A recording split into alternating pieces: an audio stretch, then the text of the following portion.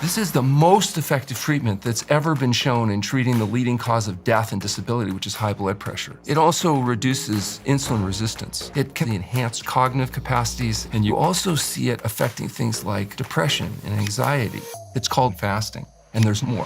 Fasting introduces not just a chance to lose weight, it also mobilizes visceral fat, which is the fat around the belly and the organs, which is giving off inflammatory products that's causing heart disease, cancer, diabetes, and many people are maintaining higher visceral fat than what they should be. So I've spent 40 years helping people get healthy, and I can tell you that I think you should be fasting every day. So tell me about that then. But also, isn't the game here just to not eat as much? Well, here's the problem. Dr. Alan Goldhammer is a pioneering physician who has spent his life helping thousands of people reverse chronic disease, eliminate medication, and reclaim their health using one of the most ancient healing tools known to humanity. Today, we live in a world designed to make you fat, sick, and miserable, where 76% of people are overweight or obese, and where people think that health comes from pills, potions, and powders. And yet most of us are ignorant of the proven health benefits of fasting. In fact, if you look at all the chemical changes that happen with exercise, they also happen with fasting. Things like increase in BDNF, a neurochemical protecting the brain from Alzheimer's disease. And what about water fasting? So people that have not been successful at resolving their conditions with medications, including patients with polycystic ovarian syndrome, have been profoundly affected by water fasting. And we'll go through fabulous research. But one thing you want to realize is that all human beings have the capacity to fast. Okay, so let's run through the unique selling points versus any other diet or intervention. Let's do it. I see messages all the time in the comments section that some of you didn't realize you didn't subscribe. So if you could do me a favor and double check if you're a subscriber to this channel, that would be tremendously appreciated. It's the free thing that anybody that watches this show frequently can do to help us here, to keep everything going in this show in the trajectory it's on. So please do double check if you subscribed. And thank you so much, because in a strange way, you're part of our history and you're on this journey with us. And I appreciate you for that. So yeah, thank you. Dr. Alan Goldhammer. My first question is, who are you and what have you spent the last 4 decades of your life doing, and why? I've spent my entire life really focused on one topic, and that's this idea that, health results from healthful living. I got interested really young. I was in elementary school, and I had decided that I wanted to pursue this as a career. And when I finished training in the United States, I had an opportunity to go to Australia, and I studied with a guy named Alec Burton, who was the world's leading expert in the use of medically supervised water-only fasting. And I saw things there that weren't supposed to be happening. People were getting better. I saw people with chronic diseases like high blood pressure resolving their hypertension, getting off the medications. And so we began to carefully evaluate patients with hypertension. In this study, 174 consecutive patients with high blood pressure and 174 people normalized their blood pressure without the need for medication. After we published that paper, we went on and we've published a couple dozen papers now on the use of diet and fasting in the literature, and we've written a book. It's called Can Fasting Save Your Life, which summarizes our work and other people's work on this use of fasting to help the body do what it really does best, and which is heal itself if you get out of the way. So fasting. The word has become incredibly popular, but there's a variety of different types of fasting. So what is the type of fasting that you spend most of your time doing, working on, administering to patients? Right. Well, fasting is the complete abstinence of all substances in an environment of complete rest. So what does that mean? That means that you're actually resting while you're fasting in order to get therapeutic fasting to be most effective. And the reason is, if you're very active when you're fasting, your body has to produce more glucose in order to carry on the extramuscular and brain activity. And the only way that it does that after glycogen reserves are depleted is through a process called gluconeogenesis, where the body breaks down lean tissue. So when you're fasting, if your goal is to maximize fat loss and minimize lean tissue loss, it's important that resting be a part of the protocol. Mm-hmm. It's true, if people are more active when they're fasting, they'll lose more weight, but that extra weight won't be fat, it'll be lean tissue. So what happens to the body when someone fasts? And can you give me like an hour by hour or a play by play in terms of what actually is the sort of physiological sequence of events that are beneficial for one's health? So it's a really interesting, fairly well studied and complex physiological adaptation that human beings make to fasting. Normally, your brain burns glucose. Which is what I get if I have a piece of bread or a bar of chocolate. Or if you break down protein, which can also break down into glucose, which is what happens after 24 hours of fasting. You've depleted your glycogen stores, the sugar stores in your muscles. And so then the body, in order to get the glucose it needs, has to either convert to burning fat or break down muscle in order to form glucose. What the human being does is it converts its main burner of glucose, which is the brain, from burning sugar to burning fat. Now, if it didn't do that, you could fast about a week. You'd enter starvation, deplete your protein stores, and you'd starve to death. Because you can convert your brain to burning fat instead of sugar, a 70-kilogram male can fast about 70 days. Now, that doesn't mean they should fast 70 days, but they could fast up to 70 days because your main burner of glucose, your brain, will convert to burning a completely different fuel, which is fat. So let me see if I've got this correct. So if I'm on a typical American diet, I'm going to be eating lots of things and my body's going to be breaking that down into this fuel source called glucose. If I stop eating the glucose, my body has this sort of evolutionary switch where it's going to start burning my fat and turning that into this thing called ketones, which my brain can run on as well. That's correct.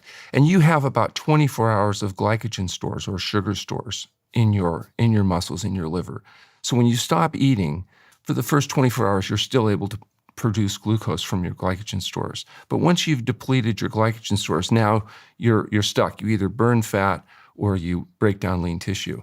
Now, because the human brain is so ridiculously large, I mean, it's 2.5 times a chimp's brain, it's a huge glucose burning machine. You had to have a way of being able to use some kind of other fuel for that brain. Otherwise, the first time spring comes late, all the human beings would have died. Mm-hmm. And so this biological adaptation was clearly important for our survival, in large part because we have disproportionately large brains that burn, ridiculous amounts of glucose. Just because the body does it as a survival mechanism doesn't posit that it's necessarily healthy though, right? Absolutely. And what we've done, though, is we've taken this biological adaptation, which by definition would be, something the body's capable of doing safely and efficiently, and utilizing it in a very unusual situation. And that's where people have consistently been exposed to dietary excess. In the world of our ancient ancestors, getting enough to eat and not getting eaten was the biological imperative of life. It was difficult to get enough to eat. In fact, most human beings that were born, modern humans, probably didn't live to reproduce. They didn't pass on their DNA. We're the results of the winners. Most people, starvation, predation, had all kinds of challenges that would prevent people from reaching reproductive age. Taking a biological adaptation, something that's natural to the body, and applying it in a situation where people had consistent exposure to dietary excess. When you say dietary excess, you mean too much calories? Too much calories. In fact, the diseases that we suffer today, the heart disease, the diabetes, the autoimmune diseases, some of the cancer, these used to be rare conditions that were called the diseases of kings. It was the wealthy elite kings that could consistently overeat, that would get the gout, that would get the heart disease. These weren't common conditions that were present for the peasants. These were rarefied conditions. They've become common conditions because now people are consistently being exposed to dietary excess. And more importantly, we're fooling our brain satiety mechanisms into overeating by putting chemicals in our food. And as a consequence, we have a situation today where 76% of people are overweight or obese. And the extra fat comes with something called visceral fat. It's the fat that tends to accumulate around the belly and the organs. And it's pro-inflammatory, hypermetabolic, hypertrophic. It acts like a tumor. You have people walking around there, maybe they have 20 pounds of extra adipose tissue. They have 2 pounds of visceral fat. And that visceral fat is giving off inflammatory products that's causing heart disease, cancer, diabetes, autoimmune diseases. And what's weird is these conditions are treated as if they're completely independent, unrelated conditions. You have to go to a different kind of doctor to be even diagnosed and treated with these conditions. And yet they all seem to be associated with dietary excess, excess fat, excess visceral fat, and the inflammation that's associated with that visceral fat. Let's run through what happens inside the body when I start fasting. And then I want to talk about fasting in a little bit more specifics. But what's going on in the body? So you said in the first sort of 24 hours, 48 hours, my body is going to switch from using glucose as a fuel source to ketones. It's going to predominantly shift the brain, and liver muscles are going to begin shifting. It's a progression depending on your glycogen stores. So that, within 16 hours, 24 hours, up to 48 hours, in that transition, you'll be going from burning almost exclusively glucose in the brain to burning predominantly byproducts of fat metabolism, ketones, and specifically beta-hydroxybutyric acid. Is that basically ketones? Ketones break down into different components. Beta-hydroxybutyric acid becomes the predominant fuel of the brain. It's a byproduct of fat metabolism. Okay. And the higher your beta-hydroxybutyric acid is, the more BDNF is produced. BDNF, brain-derived neurotrophic factor, is a neurochemical that's thought to be protective in the brain from oxidative damage. So that can result in things like Alzheimer's disease and dementia. And they do rat studies. Rats in a cage, 30 rats, both cages, everything's identical. They give half the rats a wheel. The rats with the wheel will run on the wheel, and they don't get Alzheimer's disease. And they said, why? What is it about the exercise that's preventing these rats from getting oxidative damage in their brain that results in dementia or Alzheimer's type disease? And they found it was BDNF. It's dramatically higher with exercise. It also goes up with fasting. In fact, it's interesting, if you look at all the cardiometabolic improvements that happen with exercise, the chemical changes that they also happen with fasting. And that's not intuitively obvious, because in fasting, you're resting, and exercise, you're vigorous. You might say, what do these two seemingly unrelated phenomena have in common? And what I think is going on is that both exercise and fasting undo the consequences of dietary excess. They reduce the fat, specifically the visceral fat, and the inflammation that leads to all these different diseases. And so every time you look at the benefits of exercise, you oftentimes see these corollaries with fasting. And at some point in this fasting process, your body moves into a state of autophagy. I've heard that word a few times. Yeah. What is that? So autophagy or autophagy is how the body gets rid of senescent cells and waste products and cancer cells. And, it kind of eats up that debris and does the housekeeping. And there's some things that increase autophagy, and one of those things is fasting. If you take rodents, for example, and you let them eat ad libitum, they live as much as they want. They will live to a certain amount of time. If you take those rats and you periodically fast them, you can increase their lifespan from 30% to 100%. Even though the diet's the same, just with periodic fasting or with systematic underfeeding. If you limit, instead of giving them as much to eat as they want, you feed them at 60% of what they would eat if they ate unlimited amounts, and you can dramatically increase their lifespan. It's an interesting way of looking at it. From my viewpoint, though, they're looking at it wrong.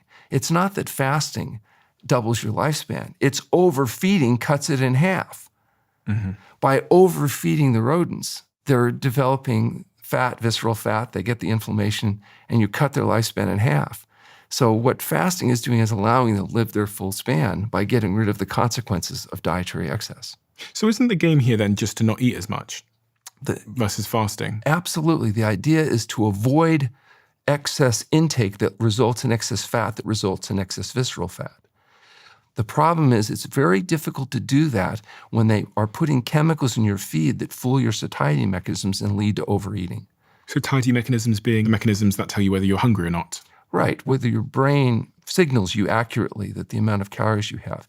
If you, for example, just sit down and eat your fill of whole plant foods, you eat a certain amount and then you feel full.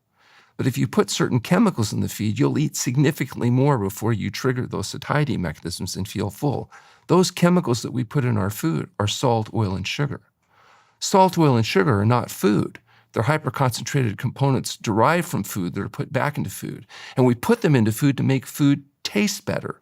And what tasting better actually means is it results in more stimulation of dopamine in your brain. Dopamine is the neurochemical associated with pleasure. The more dopamine, the more pleasure, the more you like it.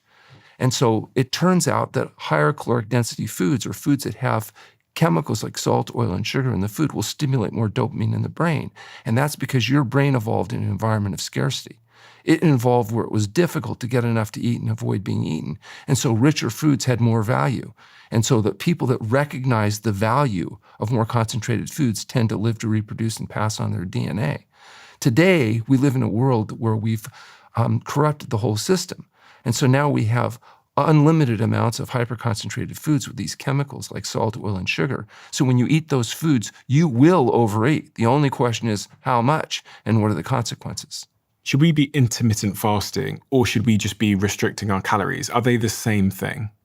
Well, there's different tools available to allow for us to eat ad libitum, but still meet optimum nutritional intake. One tool is intermittent fasting, that is, or time-restricted feeding, which we've practiced for 40 years, which is basically don't eat 3 to 4 hours before you go to bed at night. So instead of eating right up to the time you go to sleep, you withhold calories after the last meal so that you have 3 to 4 hours of fasting every day. That gives you a 12-hour fast every day. And if you're trying to lose weight, some people believe you could extend that fasting period another 4 hours in the morning, do some exercise in the morning, preferentially burning fat. And so that would give you a 16-hour fast and limit your feeding window to 8 hours. And what's the benefit of that? Some people find by limiting the feeding window, they can limit some of the overeating. That a lot of eating is being done for reasons other than being hungry. Sometimes people at night, they've had a big dinner and now they're eating additional food, not necessarily because they're hungry, but because they're bored, they're tired, or they're fatigued. And sometimes when they're fatigued and they eat and they feel stimulated, they think, oh, they must have been hungry, when in reality they were tired. Our suggestion is when you're tired, go to sleep. And when you're bored, engage in productive activities. And when you're hungry, then you eat. And if you limit your feeding window to 8 hours, some people find that it's a helpful tool at minimizing some of the overeating. Now, it's not going to work for everybody. If you have very high caloric needs, you're a competitive athlete, 8 hours feeding window, particularly on high nutrient density, low caloric density foods, may not give you enough feeding window in order to get the calories that you need. When you're trying to burn 3,500, 4,000 calories a day on very low caloric density foods, you may need to have a 12-hour feeding window in order to be able to get the calorie density need. But for most of us that are trying to maintain or lose weight, having a narrow feeding window may prove to be of some benefit. When I'm in a ketogenic diet, or when I guess I'm fasted, which is very rare, why is it that my cognitive performance seems to be significantly better? Because when people have heard me say this so many times, but it's so true. When I'm eating, a normal Western diet, my ability to articulate myself and think and be creative seems to be diminished. Whereas when I'm avoiding carbohydrates and sugar, I seem to be able to think and talk better. I think, again, it may not be that the ketones are helping you think better. It may be that the sugar vacillations are interfering with your cognitive function. For example, when people eat particularly refined carbohydrates, their insulin levels go up, drive the sugar down, they end up with low blood sugar levels, which can interfere with cognitive function as a consequence of this vacillation that's taking place with their blood sugar levels between insulin and glucose. When you go on a ketogenic type of an approach, or you're in a fasting state, everything's very stable as far as glucose is concerned and insulin is concerned. Okay, so you don't want to be on the sugar roller coaster if you're doing important work. Being stable seems to help people in their cognitive function. So, people talk a lot about juice fasting. And I don't know, there's something about when people say that they're on a juice fast, I always think, oh, God, you're going to be missing important nutrients. You're not going to be getting the same quantity of protein necessarily. Maybe, I don't know, your gut microbiome is going to pay the price if you're restricting yourself from having certain things. Is juice fasting advisable? Is it a healthy approach? So juice fasting isn't technically fasting, because fasting is the complete abstinence of all substances. It's a modified form of eating. So it's a diet that's high in sugar, very low in fiber, virtually no fiber on these juices. Where it can be helpful is people that are trying to make dietary changes and they're addicted to the artificial stimulation of dopamine in their brain that comes from the use of their highly refined diets. They're trying to make a change. They're trying to make a break. And because it's sweet and very appealing, they'll drink the juices. They'll get their 600 or 800 calories. They'll feel relatively satiated. And it allows them to avoid the greasy, fatty processed foods that sometimes they're trying to get away from. Personally, I think that water fasting has advantages over juice fasting in terms of the magnitude of the detoxifying effect, the impact that it has.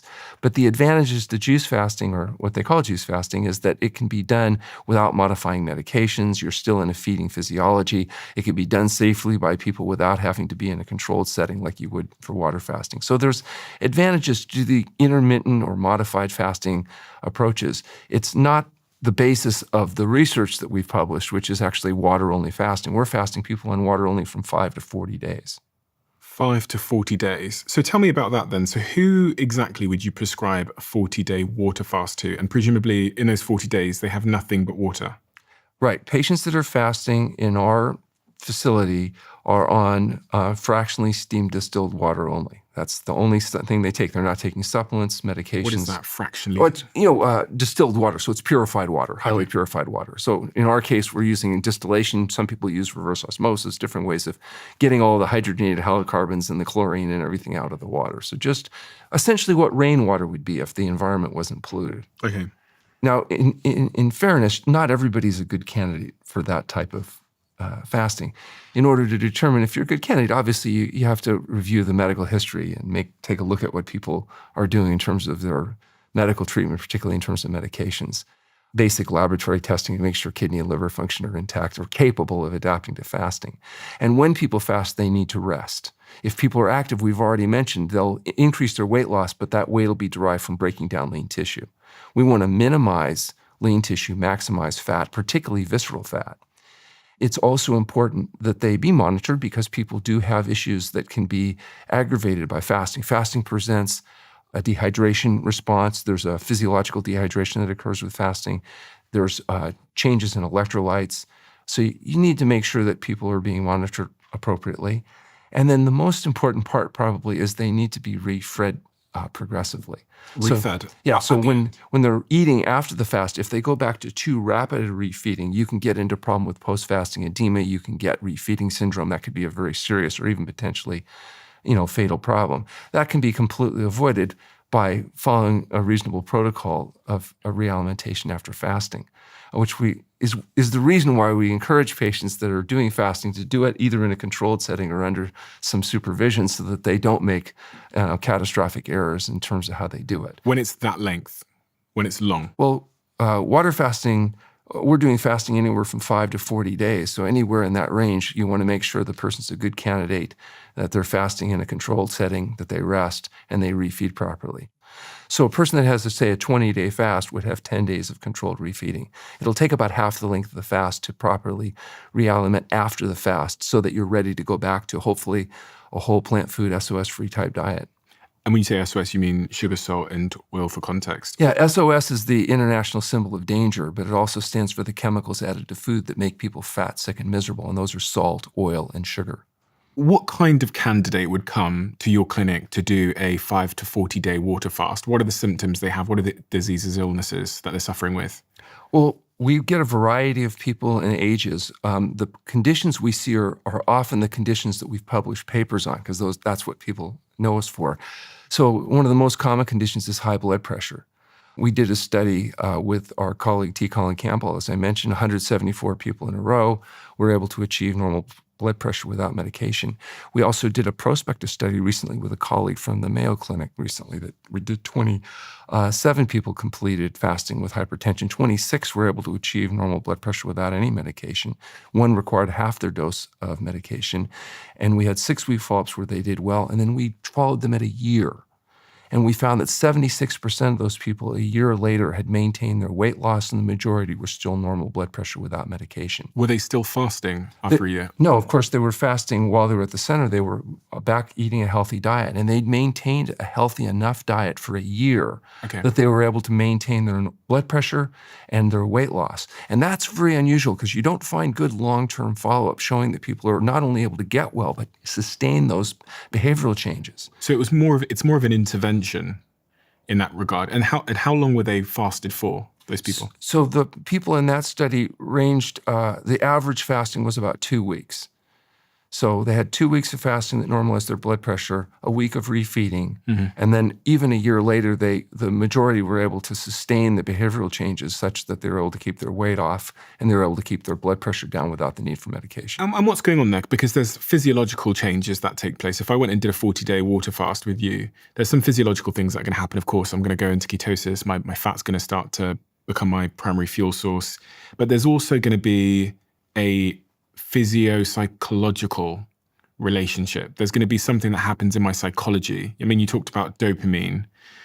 My brain is going to change in some respect. My relationship with food is going to shift in some respect. Absolutely. If you look at the outcome data, for example, we've got studies we've done with DEXA scanners that look at body composition changes during fasting. And so people that would say fast for 2 weeks would lose 10% of their total body weight, 20% of their total fat, but 40% of their visceral fat. Visceral fat being the bad fat inside the Yeah, organs. the 10% of fat that produces the inflammation that's thought to contribute to disease. Those same people would have only lost 6% of their lean tissue. Now, what's Lean interesting, tissue. like muscle, water, Okay. non-fat tissue. Yeah. So the lean tissue mass at 6 weeks was fully recovered, so that the percentage of their lean mass was actually higher at 6 weeks than it was at baseline. But the fat loss continues. So even though they're gaining weight after fasting, because they're putting their glycogen back in their muscles, which is about 2 pounds, they're rehydrating, they're putting fluid in, they're putting fiber back in the gut. So the scale's going up. But the fat loss, even with that weight gain, is continuing down.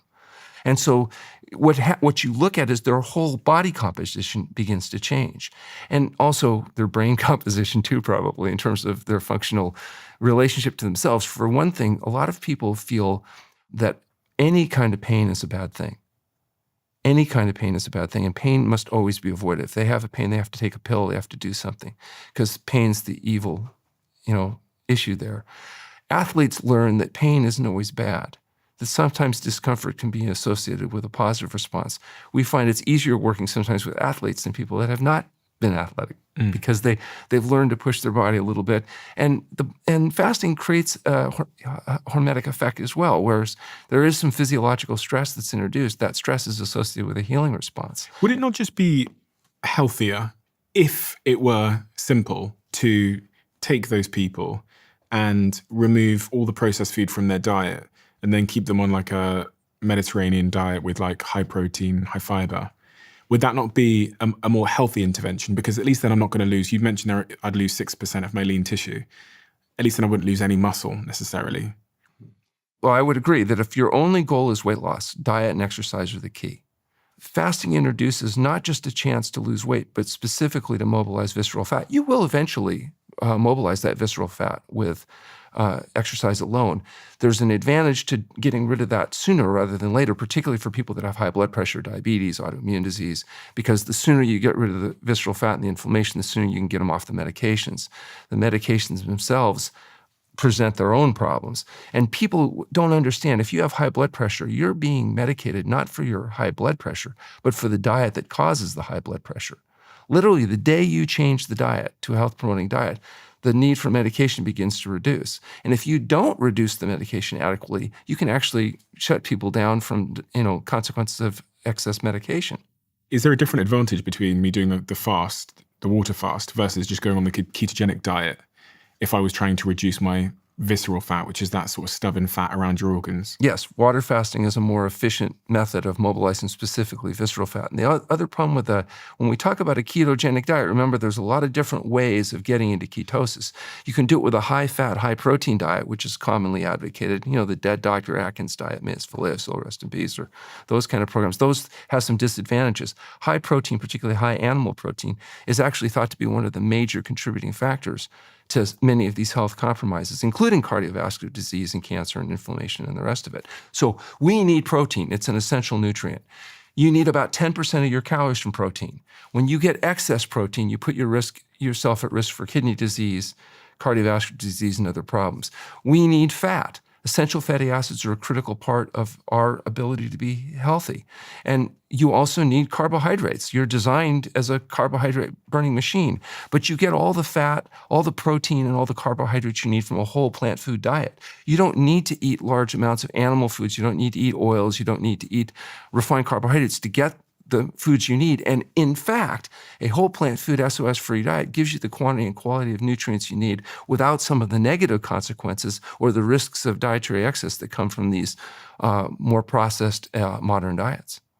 So if you were to pitch to me the unique selling points of a water fast at your clinic versus any other intervention, medical or lifestyle, it would be the speed in which you're able to burn visceral fat and the speed in which you're able to lower blood pressure is unlike anything else. It also reduces insulin resistance. There is no drug that reduces insulin resistance, but fasting does. And a significant percentage of our type 2 diabetics will achieve normal blood sugar levels without the need for medication with fasting. Again, if you do diet and exercise consistently enough, long enough, you're likely to get many of the same benefits. There are some things, though, that seem to change in fasting that don't change as well with these modified feeding regimes. For example, fasting, when you have a computer and it gets corrupted and you turn it off and you turn it back on and you don't know why, but now it works. You've kind of rebooted or flashed the memory, whatever it is. Fasting does a similar thing in humans, it appears, and particularly when it comes to the gut microbiome. So you've got a trillion creatures, trillions of creatures living just in your intestinal tract, particularly bacteria, but all kinds of organisms that are an important part of your digestive mechanisms, your immune response. And they're different depending on what you eat. So if you're eating animal-based diet, you have different organisms than if you're on a plant-based diet. If you're on a high-sugar diet, even fruit sugars and things, you get different organisms flourishing than you would if you're in a fasting state. In a fasting state, there's a big drop-off in total organisms. And then when you refeed, depending on how you refeed, you can actually regrow those organisms and repopulate that. I'm right in thinking if you do a water fast, you're going to wipe out a lot of the bacteria in your gut, including the bad ones, but also some good ones. Right. And then you can reintroduce certain foods that will bring back the good bacteria. That's why refeeding after fasting is so important. If you refeed carefully, you have a chance to reestablish that normal microfloral balance. And that may be why we see such good response in many of these GI-related conditions, like ulcerative colitis and Crohn's disease and chronic constipation, irritable bowel syndrome. But you also see it affecting things like depression and anxiety. And probably they say 95% of the dopamine and serotonin that's produced by the body is actually produced in the gut. And so the balance in your gut microbiome may be critically involved in cognitive function as well as what's going on in the digestive system itself. So we're just now learning the impact that fasting has and the effect that microbiome has and the relationship that those two things have together. There was a 2024 study that found after a 7-day water-only fast, levels of harmful fusobacteria dropped by more than 80%, and the gut microbiome shifted to a healthier balance. So it's clearly doing some of the work to wipe out some of the bad, unhealthy gut microbiome bacteria, which gives you an opportunity to, I guess, reset the gut microbiome, which is really interesting. Especially if you, as you say, you have some of those sort of gut-centric diseases.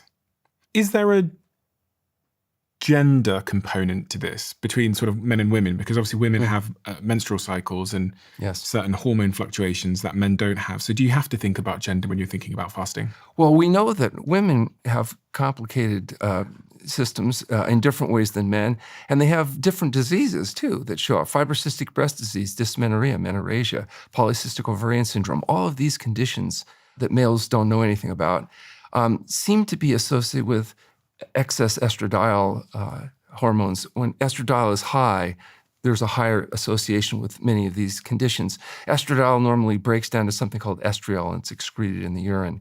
And what breaks it down is the gut microbiome and liver function. And the gut microbiome and liver function are both profoundly affected by fasting. For example, we've got in studies we've done looking at fatty liver disease, we show significant changes and reversal of fatty liver disease with fasting. And as I mentioned, the gut microbiome goes through a whole kind of rebooting. And that may be why patients that come in with those symptoms, the fibrocystic breast disease, the dysmenorrhea, the menorrhagia, et cetera, often get profound short-term improvement and long-term benefit post-fasting. Now, all of these things I'd have to say, fasting is great, but unless it's a motivating factor to make the diet and lifestyle changes, I wouldn't be optimistic about long-term outcomes. When we use fasting, we're also providing intense education to try to get people motivated to adopt healthy diet and lifestyle habits. And it's those diet and lifestyle habits that are going to be necessary to sustain the benefits. I mean, I'll give you an example. In lymphoma, which is a type of cancer, we published a paper in the British Medical Journal, case reports on a young woman who had follicular lymphoma, had progressed for a couple of years. And interestingly enough, her doctor, her oncologist, told her that diet didn't matter. The diet wasn't related to this particular type of cancer. She could eat whatever she wanted to. But nonetheless, she decided to come in rather than go through chemotherapy and underwent fasting. And we did 3 weeks of fasting, during which time you could literally feel these tumors disappearing. She had her follow-up CT scan, and at a year, we submitted this case report. And it was interesting because BMJ said, well, maybe she got lucky. And yes, it progressed for 2 years. Yes, it went away in 21 days of fasting. But maybe, it was just naturally the time for it to go into remission. A small percentage of lymphoma patients do go through spontaneous remission. So they said, why don't you follow her for 3 years and see whether she can sustain that? Because we can treat lymphoma with drugs and the tumors will go down, but they tend to come back. And that's the problem. It doesn't really reduce necessarily all-cause mortality because the condition isn't actually resolved. So we followed her for 3 years, and I told her that she had to stick strictly to the dietary protocol or it would be fatal because I'd track her down and kill her. And she did stick to the diet. And at 3 years, we have CT evidence that she was cancer-free. And we submitted that to BMJ. And interestingly enough, at first they rejected the follow-up that they invited. And we kind of appealed that. And eventually they did decide to publish the follow-up. And then we followed her for 10 years. And she continues to be cancer-free. And she continues to follow a whole plant food, SOS-free diet. And she went public with her story. She told some podcasts about what her experience with. And so we got a lot of lymphoma patients coming to True North Health. And now we've published a case series, which is a series of lymphoma patients, including one particular gentleman that was even more progressive. It was a stage 4. It had already metastasized into the bones. He had failed chemotherapy. He also did well. And we did a 3-week fast with him. Interestingly enough, his oncologist was quite antagonistic because he was concerned the fasting would make him too weak for treatment. But he came in, he did the treatment, did well, went back to the oncologist who said, wow, that's really impressive. Why don't you go back and do some more of that? He came back, we did another 39-day fast, and he was able to get dramatic improvement. And again, those studies have been published in peer-reviewed journals. But he didn't go into remission? With lymphoma, it would be considered remission, but it's not a cure. It's just like you can't cure lymphoma any more than you can cure obesity. You can lose the weight and keep it off, but if you go back to doing the things that cause it, it's coming back. You can't cure high blood pressure. You can normalize the pressure. I've got people who have been normal pressure for decades now. But if they go back to eating the greasy, fatty, slimy, salty, processed food, it'll come back because you're managing it. You're not curing it. The whole concept of a cure is a little bit of a misnomer. In medicine, cure just means you're alive 5 years after treatment. It doesn't mean that you've actually resolved the underlying cause of the condition. Interesting. And we have 120 plates here, which is how much food someone would be passing up if they did a 40-day diet. So that's how many meals that they would miss on a 40-day water fast, which is a lot of food. It's staggering when you see it. Yeah, and it's a lot of work for the body to digest that food. And when you take that work away, those energies are able to be diverted to dealing with some of the accumulated problems that people have built up, whether it's excess fat and visceral fat, it's diabetes, it's autoimmune diseases, where the body's actually attacking itself. I don't know if most people realize that, but in autoimmune diseases like rheumatoid arthritis or ulcerative colitis, ankylosing spondylitis, these conditions, it's actually your immune system that's attacking your tissues. Mm-hmm. And the theory is that a lot of that is because you have the immune system being compromised by gut leakage, where people have leaky tight junctions in their intestinal tract, they're absorbing materials, and then genetically vulnerable people, the immune system becomes hyperreactive and begins to attack its own tissues. If it attacks your thyroid, we call it Hashimoto's thyroiditis. If it attacks your joints, you might call it rheumatoid or osteoarthritis. Different names for different inflammatory conditions, all triggered by leaking of materials into the intestinal tract. When you go on a fast, first of all, you're not eating, and so there's not the inflammatory oxidative damage and free radicals that are causing the leaking to begin with. And second of all, the body's healing processes are able to be accentuated, and so the gut leakage is able to heal. After you heal the gut and go back to eating diet that's not full of free radicals, you're not smoking, you're not drinking alcohol with all of the free radicals from peroxidation of alcohol, you're not eating high-fat foods and particularly heated fat foods and fried foods, etc. There's not the onslaught of oxidative damage, and now you can manage those conditions with a whole plant food SOS-free diet. Now, that doesn't mean they're cured. If they go back to eating the other foods, they're going to flare up their condition. But to the degree they're willing to eat healthfully, they can manage their condition without the medications oftentimes that are very powerful and have often long-term side effects. When someone does a water fast with you, if they're doing a 40-day water fast, do you make sure that they get electrolytes and vitamins and other things? Are there other things that you have to give them? No, we're just giving them water, but we are monitoring their electrolytes and their blood levels to make sure that their reserves are being recycled adequately and they're normal. If for example, potassium gets below a certain point or sodium gets below a certain point, then we go back into a refeeding mode. We're giving broths and juices and other materials in order to refeed them. We don't allow them to develop symptoms secondary to deficiency. Now, what's interesting is potassium, for example, normal potassium might be 3.5.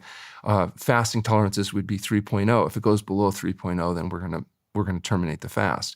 But generally, people are so efficient at recycling their nutrients during fasting that they stay within normal limits without us having to do premature termination. And when you finish a long fast, like a 40-day fast, or even a shorter fast, like a 5-day fast, what is the protocol for refeeding them?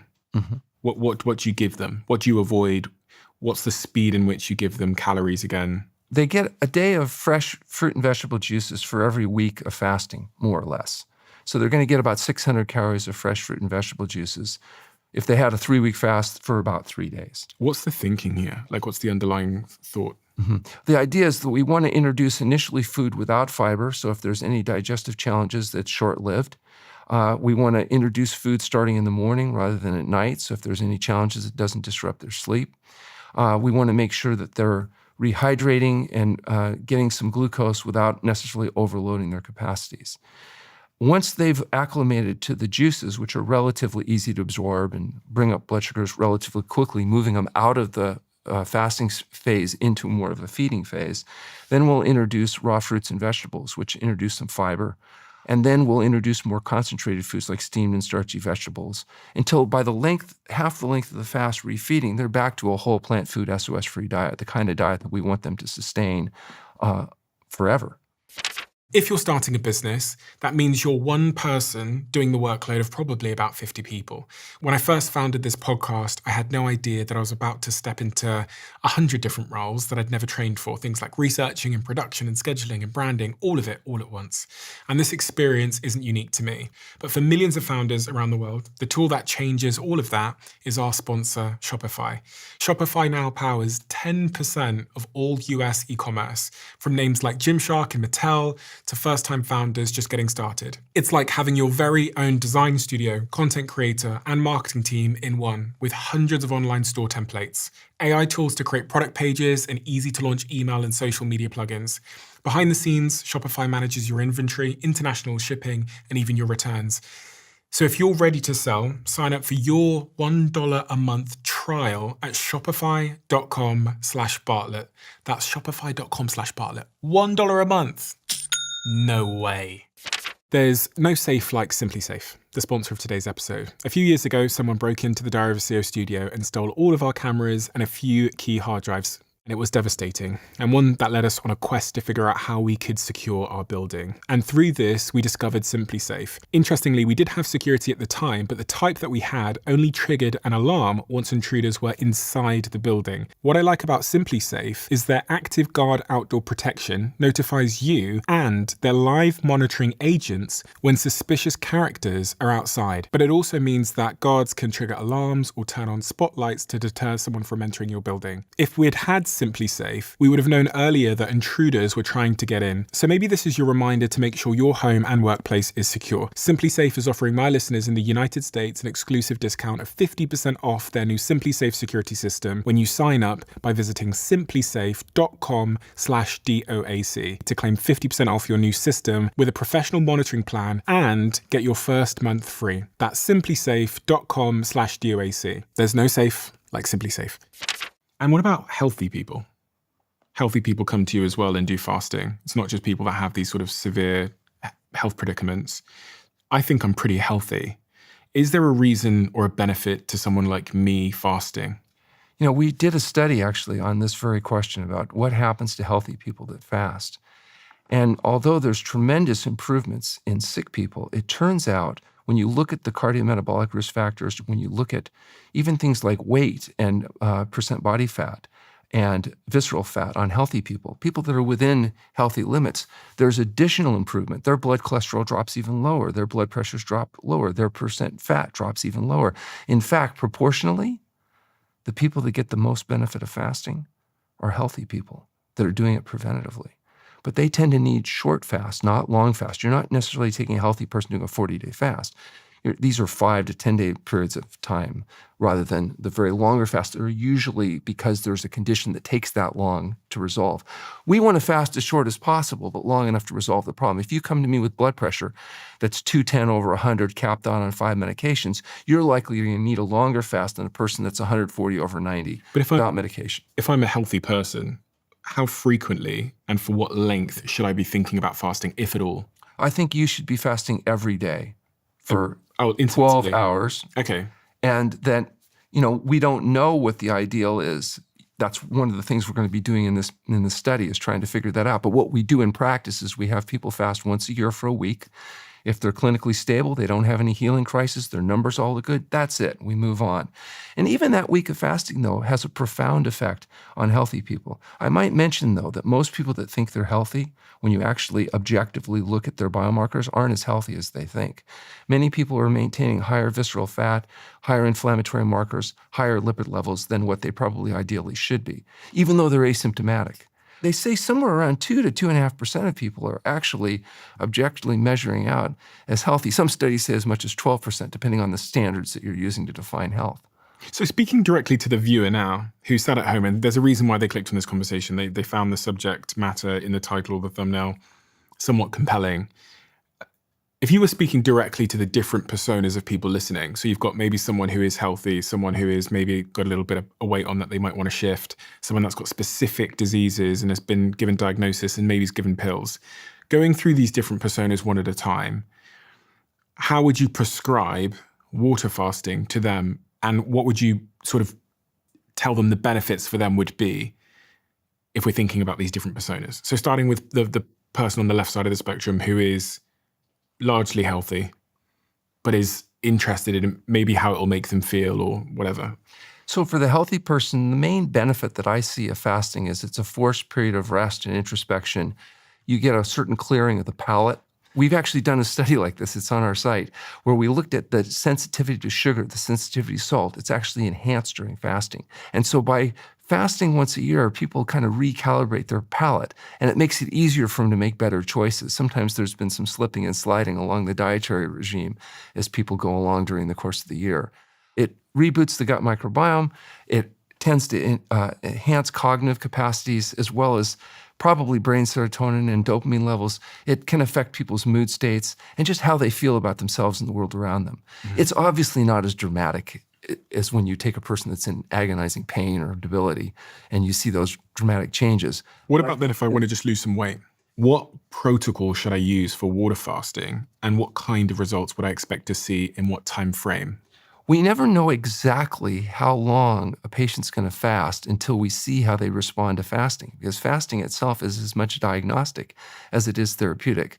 But usually we can get a pretty good idea. Like, for example, I always like to try to get people as close to their optimum weight as possible, whether it's with diet and exercise or with fasting. We don't think maintaining extra fat is a good thing. We think for every pound of excess fat you have on your body, there's all kinds of downstream consequences. And so if a person's, say, for example, 20 pounds overweight, they think they feel best at, say, 150 pounds, but they're 170 pounds. We know that it will take them about 3 weeks to lose that weight, because people lose an average of about a pound a day. So I wouldn't have any concern, assuming everything else looks okay, fasting that person for 3 weeks. I'd be concerned about fasting them into an emaciated state. I don't want to get them very weak. I don't want to have them debilitated. I don't want to get them depleted. And so we're going to monitor them carefully to make sure that we're well within their reserves. But, a person that's a bit overweight, that has maybe their blood pressure is a little bit higher, their blood sugar is a little bit higher, maybe they have some joint pain, maybe they have some various symptoms. We want those things to resolve. So we're going to estimate how long do we think this person's going to need to fast to get to the point when they feed, they'll keep getting healthier rather than sicker. Can you explain these 4 graphs to me here? There's some 4 graphs that come from work you've done. Okay, well, this is outcome data that comes from studies that we've published. And this basically is looking at the percent body weight change. And if you look at the bottom graph, you'll notice it's over time. Yeah. Okay, so we're looking at the percentage body weight change during fasting, and you notice during refeeding, it actually comes down a little bit more, even though people are re-alimenting, they're losing fat, they're regaining water and muscle, and then they're able to maintain that percent body change. This is 65-day follow-up. So on that, for people that aren't watching the video right now and are just listening to audio, what is it essentially saying happens, and in what period of time, with what protocol? So in this particular study, these people lost about 10% of their body weight over an average of 2 weeks of fasting. They refed for a week at the facility, and then they were followed up 65 days later. And at 65 days later, you'll notice they'd maintained their total body weight change and then just a little bit more. And now they'd been back to eating and exercising.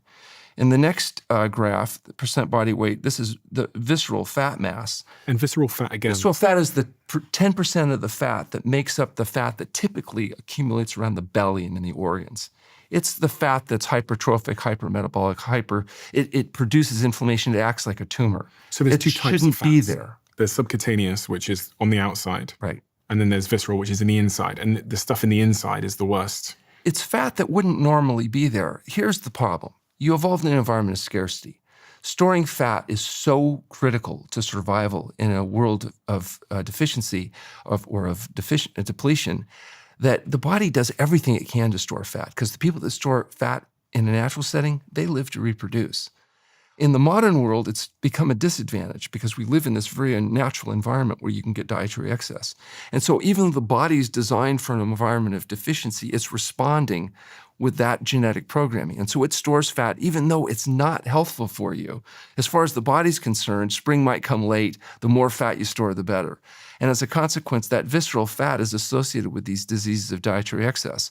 In fasting, the body preferentially mobilizes that visceral fat. It gets rid of it. Just like if you go on a fast and have a breast tumor, you lose 10% of your body fat. You don't necessarily lose 10% of the tumor. You might lose 50% of the tumor. You might lose the entire tumor because the body's has some intelligence to it in terms of how it's mobilizing these tissues. You can take an animal, for example, and starve it to death. And if you measure its nervous system, you'll find the nervous system isn't depleted. Even when it's starved to death, it will preserve those tissues in preference to the visceral fat or the fat tissues. And so this graph is showing that visceral fat not only comes down during fasting, but it keeps coming down, and it continues to come down with refeeding. And this particular graph here, this is blood pressure. So again, blood pressure comes down during fasting. It comes down even lower with refeeding, and people that are following diet and lifestyle changes are able to maintain that pressure without medication.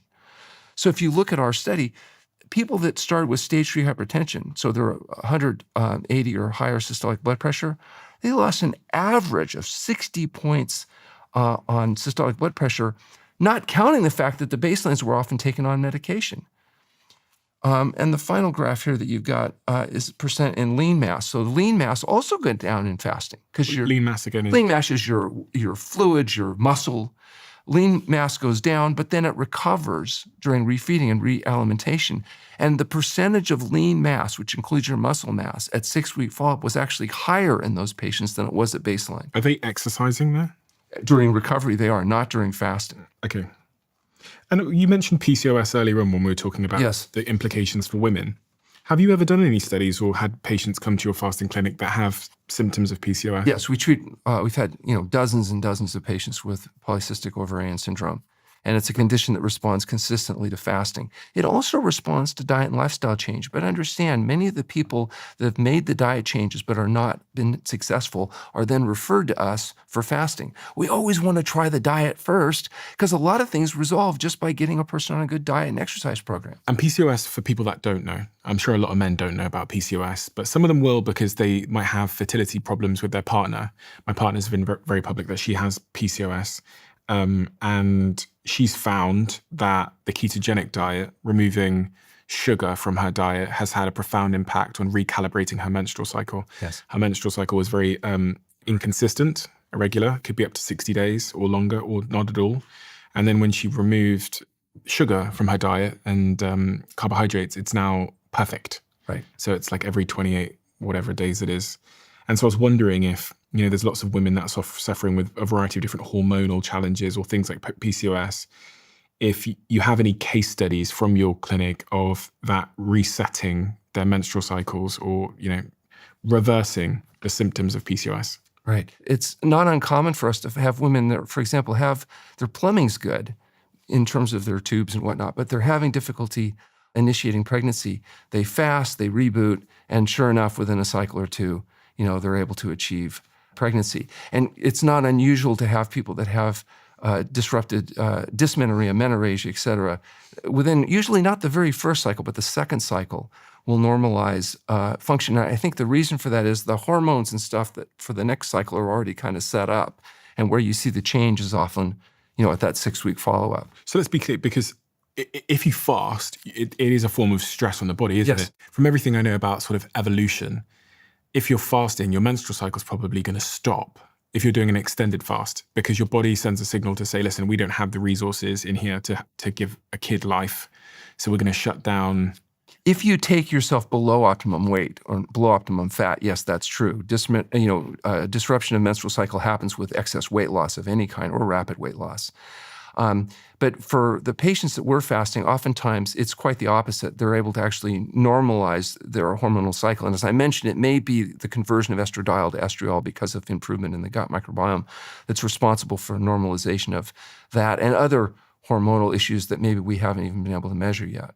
Because your body needs energy to perform its menstrual cycle. That's like, am I right in my thinking there that if the body senses you don't have the energy to have a baby, it's going to shut down your menstrual cycle? Because having a baby would... I think if it doesn't have the reserves. So if you're the thing is, many patients, though, even though they're fasting, they are in a depleted state. And so you don't see universal disruption of menstrual function because people are fasting. But, athletes oftentimes see it when their percent body fat goes too low, they will become amenorrheic. Do you see when someone comes to your clinic and does one of these extended fasts, that there's other areas of their life that also improve, that are completely sort of like unrelated to the benefits from the fast? And I'm talking about willpower here and their ability to motivate themselves and be disciplined and persistent. And I don't think there's any question that those factors are involved. It's also just education and fear. People think if they get on a plane in New York and they flew to California, they would die of starvation over Colorado. They think the pretzels that they ate saved their life. And once people have fasted for 5 days or 10 days or 40 days, the idea of having to skip a meal doesn't seem quite so terrifying.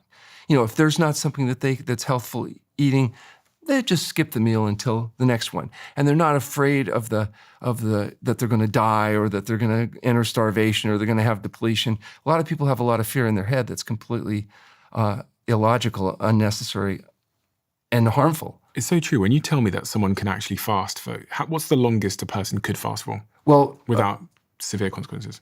They say that a 70-kilogram male could fast about 70 days, but the longest we fast people is 40 days. And what happens is you get beyond 40 days, everything gets a little bit more delicate. You have to be a lot more careful with electrolyte balance and other things. And so 40 days, understand, is only 1% of our patients. The vast majority are fasting between 2 weeks and 4 weeks. So it's 10 days or 14 days or 20 days. That's where the big bell curve is. You have a small number of people that need to fast longer than that. And you see this as a medical intervention. You don't see this as something that these people should be doing on a frequent monthly basis. You see this as a medical intervention for people with specific issues, predominantly. I think that everybody should fast every day for 12 hours. I think that everybody, including healthy people, would probably should at least consider fasting once a year for a week, and that anybody that has a condition where it's appropriate to fast should fast however long it takes to resolve the condition, however frequently it takes to get well. So we do have some patients that we're fasting 2 or 3 times during a year because they can't fast long enough the first fast to resolve the condition, but they don't have enough reserves to be able to do a longer fast. So we will do it periodically until the condition resolves. And what are the safety concerns with water fasts? Yeah, well, the biggest and most obvious concerns are orthostatic hypotension. When people are used to having high blood pressure and you lower their pressure, their brain's used to higher perfusion levels. So when you drop the pressure, they can get dizzy at first until they get used to having normal blood pressure. And you don't want people falling over and fainting and, breaking something or having a problem. Dehydration is a hormetic effect of fasting, and it's an important part of stimulating the healing crisis. But you also don't want to get somebody so depleted that they get into, cardiac dysrhythmia or they have, problems. And that's why we monitor people twice a day and we make sure that, they maintain balance. One of the things we did in Can Fasting Save Your Life is we laid out all the protocols of fasting so a person could really understand what's going on in fasting, what the benefits are. But we also wrote it so that their physicians would stop thinking they're crazy because they're interested in doing something like that. Because at first blush, this sounds like kind of crazy, that you're going to have a person take nothing but water for a prolonged period of time, and somehow that's going to be a good thing. But when you really look at the science and you look at the experience we've had, you found that when it's done according to protocol, it is a safe and it can be an effective intervention at giving the body a chance to heal itself. What are the big misconceptions about fasting that you encounter consistently? Well, one thing is people think that you're going to become depleted because they don't understand the recycling capacity of the body when fasting is done properly, and that they're going to deplete their muscles, and that the weight they lose in fasting is immediately regained after fasting. So there's no, beneficial reproportioning of the body composition. And they're driven by the fear, and I think instinctive fear, that, we're designed to be intimately concerned about getting enough to eat. Because in a natural setting, that's a constant biological imperative. You're always struggling, try to get enough to eat. And because we live in a constant state of deprivation in a natural setting, the use of fasting was never anything other than a survival tool, an adaptation the body could make only under force, not by choice. But it is interesting that every major religion, the Jews, the Jains, the Hindus, the Muslims, the Christians, the Buddhists, all have a deep respect and tradition about fasting. There's a reason, because it changes the way you feel about yourself and the world around you. It's so linked to spiritual traditions like meditation and clarity of mind and spiritual experiences. And I think because it is difficult to do, that, some of the benefits you mentioned earlier may be part of the, part that are hard for us to quantify. Yeah. What is the most important thing we haven't talked about as it pertains to fasting that we should have talked about? We haven't talked about the different kinds of mechanisms which might be going on in fasting that sometimes people are interested. We've talked about weight loss. That's kind of an obvious one. If you don't eat, you're going to lose weight. But there's also a natriuretic effect. The body gets rid of the excess sodium accumulated in the body. And that has a profound effect because literally people will lose several pounds of fluid a day early on in fasting just because their body's been holding on to this in order to buffer the effect of sodium. Sodium, you think about it, you take a tablespoon of it, it's an emetic, it'll make you throw up. If you take enough of it, it'll kill you. It'll actually there's an LD50 with it. Even though it's an essential nutrient in small amounts, in excess quantity, it's associated with hypertension and not to mention obesity. And you might say, well, why would sodium, which has no calories, make people fat? And it's because sodium stimulates what's called passive overeating. So if you eat till you're full of anything, say brown rice, you just eat till you reach your satiety, you don't want any more. Mm-hmm. Everything else being equal, salt that rice up and eat till you're full, you'll eat more before you feel satisfied. And people say, yeah, because it tastes better. But that's what tasting better means. It means it results in more dopamine stimulation in the brain.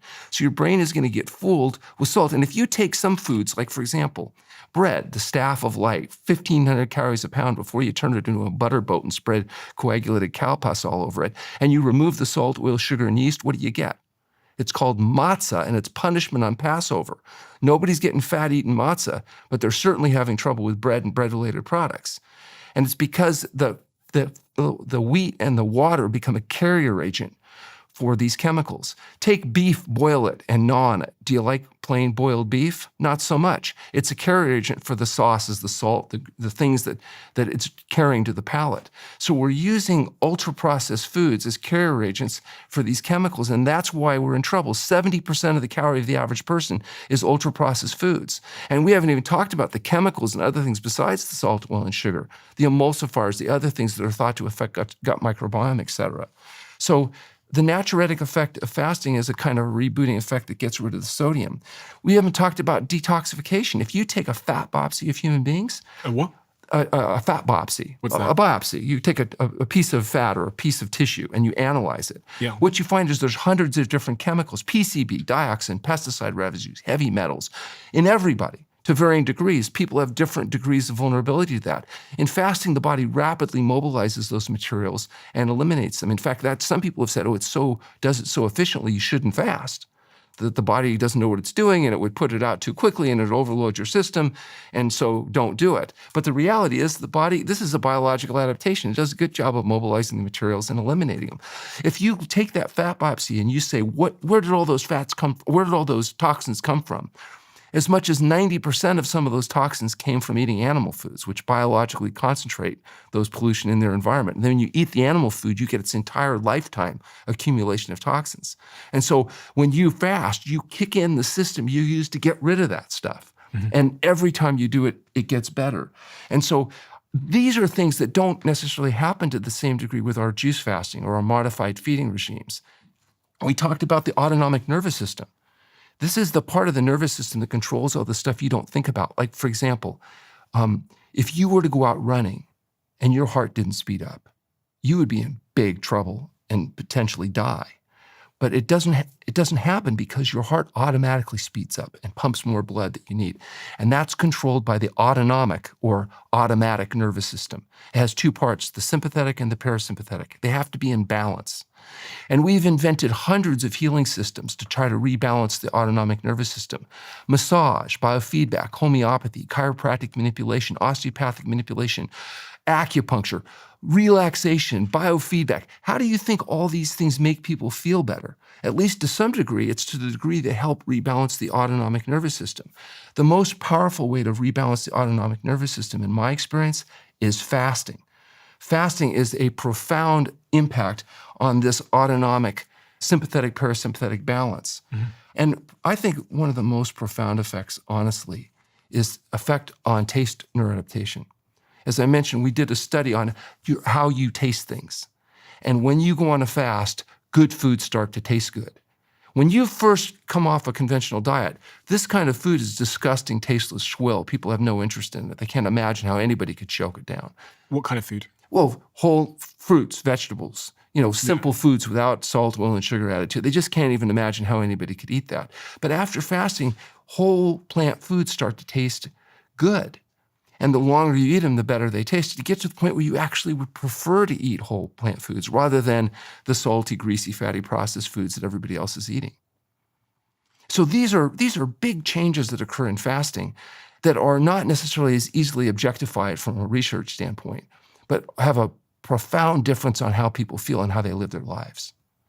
Yeah, I noticed that as well. When I was on the ketogenic diet, I noticed that the things that I would usually get cravings for, suddenly there was no cravings at all. And funnily enough, when you're talking about taste changing, when I was on a ketogenic diet, things tasted sweeter.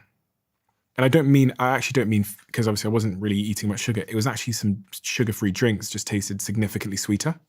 They were zero sugar drinks, but clearly because of some of the sweeteners in there, I almost couldn't drink them. But when I came off the ketogenic diet and I started having carbohydrates again, those drinks didn't taste so sweet anymore. But it's your palate that changes. The ketogenic diet is a fasting mimicking diet. It mimics some of the effects of fasting, not the least of which is changes in taste, what's called taste neuroadaptation or sensitivity. Mm-hmm. And it's not carbohydrates that desensitize you, it's refined carbohydrates. Mm-hmm. And so if you get people on a whole plant food diet, fruits and vegetables, whole simple foods, they maintain that acuity of taste. But as soon as you put them back on refined carbohydrates, the processed carbohydrates, then they begin to go back into the dietary pleasure trap. Got you.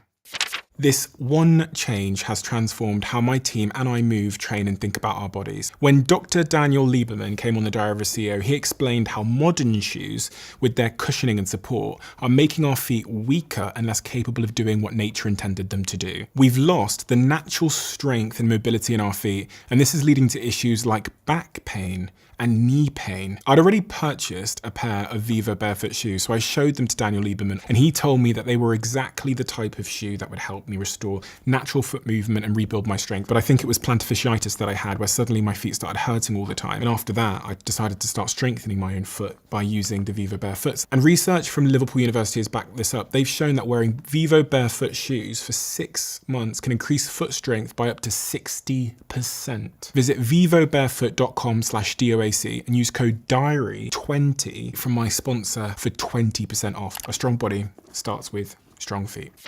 And I guess what is the next step if someone is curious? What would you recommend they do? Well, we have I think a really valuable free service for your viewers, and that's that if they go to our website and complete the registration forms at truenorthhealth.com, I offer a free phone conversation with them to tell them whether this might be something they should be considering and try to point them in the right direction. If they're really interested, they can read our book, Confess and Save Your Life, and it will tell you and your doctor everything you need to know about what it takes to safely get into a fast, through a fast, and what the benefits of fasting are thought to be. I'll link all of that below for anybody that is curious and wants to learn more. And just as a sort of a disclaimer, if people are doing water fasting, they should seek medical advice and medical support. They should seek a consultation from someone who knows what they're doing before just trying to do this at home. They want to make sure they're a good candidate with history, exam, and lab. They want to make sure if they do fast, they're fasting in a restful state, staying hydrated properly, and that they refeed carefully, because it can be a serious problem if you don't do it properly. Is there a particular case study that comes to mind when you think about the power of fasting? I know you talked a little bit about the lady that had lymphoma, which I read about in the British Medical Journal in, I think it was 2015 that it was published. I think even more powerful than individual case reports are these studies that we've done involving dozens and in some cases almost 200 people, and the consistency of the data. This is the most effective treatment that's ever been shown in treating the leading cause of death and disability, which is high blood pressure and its consequences. If a person has essential hypertension and they fast long enough, they're going to normalize their blood pressure. And if they're willing to do dangerous and radical things like eat well, exercise, and get to bed on time, they can sustain those results. We have a closing tradition on this podcast where the last guest leaves a question for the next guest, not knowing who they're leaving it for. And the question left for you is quite a tricky one, but it's interesting. It is, what is the biggest lie that you think is ruining most people's life? I think one of the biggest mistakes is that people think that health comes from pills, potions, powders, and treatments instead of healthful living. Health is the direct result of healthful living, and that means diet, sleep, exercise. But they're hard. Especially in the world we live in where, everything I see is trying to play with the neurochemicals in my brain to get me to be addicted and to... Well, people are trying to sell the pleasure trap. They're trying to tell you what you want to hear, not what you need to know. What you want to hear is that there's a way to not do hard things, but still get good benefits. And what you need to know is how to do hard things so you can be successful. I think that's like the defining trait of the 21st century, is like your ability to do what you know you should for long-term benefits, not short-term benefits. I think like delayed gratification is maybe the defining trait of the 21st century. I mean, we've all heard of like those cookie experiments they did on those kids to see which kids would take the cookie and which ones would wait for 2 cookies later. But it's I think the further in my life I've gone, the more I've realized that actually like every self-help book ever written could be 1 page and it could just say like delayed gratification. Like do the thing that is in the best interest of long-term you versus short-term you. I think that there's 3 characteristics that everybody should aspire for, whether it's a mate, whether it's an employee, or whether it's a friend. What you really are looking for is honesty, integrity, and intelligence. So honesty means they're going to tell the truth. Mm-hmm. Integrity is they're going to do the right thing. And intelligence means they're going to do things right. Mm-hmm. And that applies for ourselves, right? As well. You want to be honest and have high integrity and be intelligent with your own decisioning. I think those are the characteristics that determine both success, but more importantly, happiness. The people that I meet that are happy have high degrees of all 3 of those things. Some people are very intelligent, but they don't necessarily do the right thing. Some people are honest, but they'll tell the truth, but they won't necessarily tell the whole truth. So, You have to have all three, I think, to have a high degree of probability of success. And what are you working on at the moment? What's keeping you busy at this moment in time? We're in the process of getting ready to launch a major study. We're going to enroll between 2,000 and 3,000 people for the rest of their life, and we're going to track them and try to see if we can avoid the average 16 years of debility that greet people at the end of their life. We believe with diet, sleep, exercise, and periodic fasting, we can avoid the debility that's so common, and that make the last 20 years of people's lives the best years of their life instead of the worst.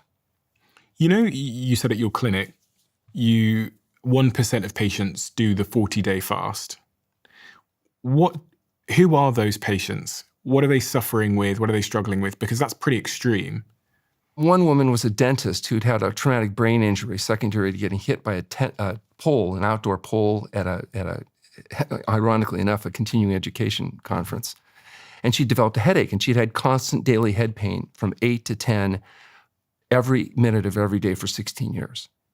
And she came in and fasted for 41 days, during which time she resolved to a large extent her headaches. She refed, she had some prodromal symptoms, minor, symptoms, and then did a second 40-day fast 6 months later. And now it's been 12 years, she has no headaches.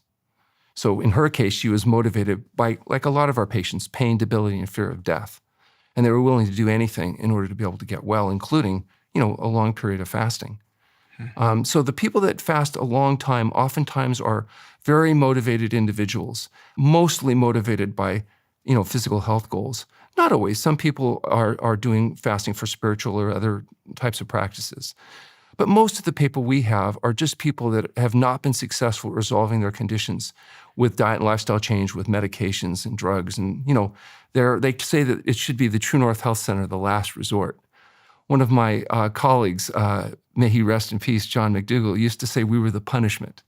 And if he had a patient that he would do the dietary changes with, but that it wasn't successful at fully resolving the problem, he would apologize to them and say, I'm so sorry, but you need to go to Goldhammer's place. Good luck to you.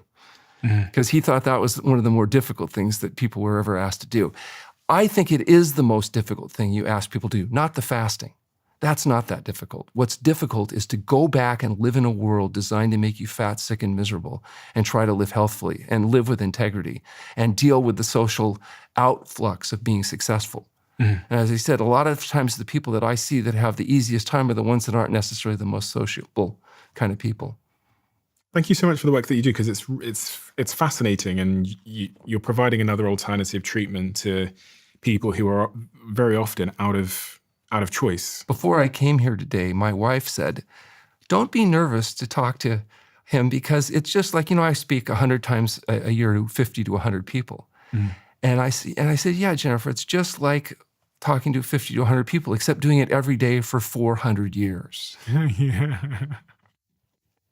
Thanks for getting the word out. Well, no, my audience are open-minded, they're smart, they're savvy, they're curious, I hope, as well. So it's really fascinating. And I think, when we think about these longer fasts, we often focus on the physiological changes that are going to take place. Like we talked about the glycogen reserves being depleted and the ketone bodies and all these things, and the beta-hydroxybutyrate, or whatever that big word was.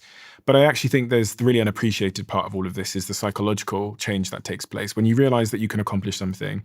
But also, as you said, when you sort of rebalance and reset your dopamine levels, and when your taste adapts to the fasted state, and how that can act as an intervention, a psychological and physiological intervention, just to reset you a little bit. Every year, I do ketosis at least once, maybe sometimes twice or 3 times. I have a ketogenic diet, and it's like a tremendous reset of my habits. It like resets my habits. It resets my urges, my cravings. So think about when a patient goes to a medical doctor and they say, oh, I have high blood pressure. And they say, listen, we promise you, if you do exactly what we tell you, we guarantee you'll never get well. You'll be sick the rest of your life, and you'll be on these drugs forever. And there's not a one I've had so far that turns out to be true for. It changes their entire paradigm. Mm-hmm. When they get overcome the problem that supposedly is helpless and hopeless and nothing can be done, it changes their view of reality. Of course. And I mean, what you're speaking to there is learned helplessness, where If someone tells you there's nothing you can do, then you do fall into, I mean, the studies show this, you fall into a state of learned helplessness where you actually stop trying to help yourself and you submit. I was actually reading a study the other day about rats who fell into a state of learned helplessness because and they won't even try anymore. Yeah. Well, that's a really good example. Yeah. The same happens with humans. If someone tells you something can't change, you're stuck, you're fucked. When you're ready to have a life-changing experience, we'd love you to be our guest. Love to come. Come to the center, do a bit of a fast. I'm telling you, you're a great candidate. You'll have a intense but, positive experience. Okay. And we'll make sure that if you walk in, you walk out. Okay, good. That's a prerequisite of my visit. Thank you so much, Dr. Kaufman. Keep doing what you're doing. Thank you. Thank you. Make sure you keep what I'm about to say to yourself. I'm inviting 10,000 of you to come even deeper into the Diary of a CEO. Welcome to my inner circle. This is a brand new private community that I'm launching to the world. We have so many incredible things that happen that you are never shown. We have the briefs that are on my iPad when I'm recording the conversation. We have clips we've never released. We have behind the scenes conversations with the guests and also the episodes that we've never, ever released. And so much more. In the circle, you'll have direct access to me. You can tell us what you want this show to be, who you want us to interview, and the types of conversations you would love us to have. But remember, for now, we're only inviting the first 10,000 people that join before it closes. So if you want to join our private closed community, head to the link in the description below or go to doaccircle.com. I will speak to you there.